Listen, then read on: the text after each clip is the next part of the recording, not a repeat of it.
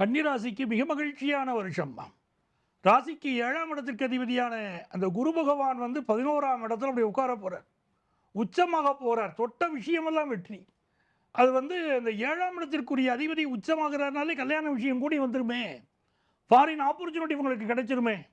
அதனால எந்த வகையான தடைகள் இருந்தாலும் இந்த ஆண்டு கவலைப்பட வேண்டாம். கன்னிராசிக்காரர்கள் நல்ல புத்திசாலிகள். ஆனா கொஞ்சம் உணர்ச்சி வசப்பட்டுறாங்க. வாழ்க்கையில வந்து எந்த ஒரு விஷயத்திலையும் வந்து பெரிய அறிவுத்தனத்தை கொடுத்த இறைவன் அதை முழுமையா இவங்க பயன்படுத்துறாங்களா அப்படின்னா இல்ல. பல நேரங்களில் அறகுறையா அந்த அறிவு நின்று போகிறது. அதை வந்து நிறைய வெளிப்படுத்தினாங்கன்னா, வாய்ப்புகளை பயன்படுத்தி வெளிப்படுத்தினாங்கன்னா பெரிய ஆளா வரலாம். இந்த ஆண்டு வந்து 10th +1 +2 படிக்கக்கூடிய கன்னிராசி மாணவர்கள் நல்ல மதிப்பெண் பெறுவார்கள்.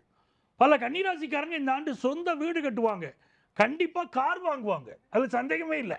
நல்ல ஒரு யோகம் காத்திருக்கு. அதே போல ஹெல்த்ல என்ன ப்ராப்ளம் இருந்தாலும் அது சால்வ் ஆக போகுது. அந்த யோகம் இருக்கு. நண்பர்களை தேர்ந்தெடுக்கிற போது அந்த நண்பர்கள்ட்ட பழகுகிற போது கொஞ்சம் கவனமா இருங்க. கோவப்படாதீங்க. சடார்னு ஒரு வார்த்தையை விட்டுறாதீங்க. அப்படி கோவப்படாமல் இருந்தால்தான் அந்த நட்பு நிலைக்கும். கணவன் மனைவி உறவு இருக்கு பாருங்க. அதுல மனைவியுடைய குறைகளை கண்டுபிடிக்காதீர்கள். கணவனுடைய குறைகளை கண்டுபிடிக்காதீங்க.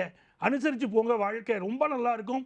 உங்களுக்கு உச்ச ராசியிலே 9வது இடத்துல சந்திரன் அப்படி இருக்குது.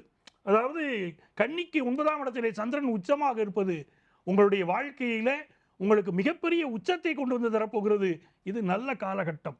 திருமணம், வேலை வாய்ப்பு எல்லாத்திலையும் நல்ல காலகட்டம் தான். அதை பயன்படுத்திக்கோங்க. இந்த ஆண்டு நீங்கள் என்ன பரிகாரம் செய்தால் மிகப்பெரிய வெற்றியை பெறலாம்னா வல்லப கணபதி வழிபாடு செய்யணும். அந்த கணபதி வழிபாடு மிகப்பெரிய வெற்றிகளை உங்களுக்கு கொண்டு வந்து கொடுக்கும். அதே மாதிரி ஆதரவு அற்ற முதியவர்களுக்கு அவர்களுக்கு கம்பளி தானம் பண்ணணும். 7ல் சனி உட்கார்ந்திருக்கார். கம்பளி தானம் செய்வதும் இவர்களுக்கு மிகச்சிறந்த வாழ்க்கையை உருவாக்கி கொடுக்கும்.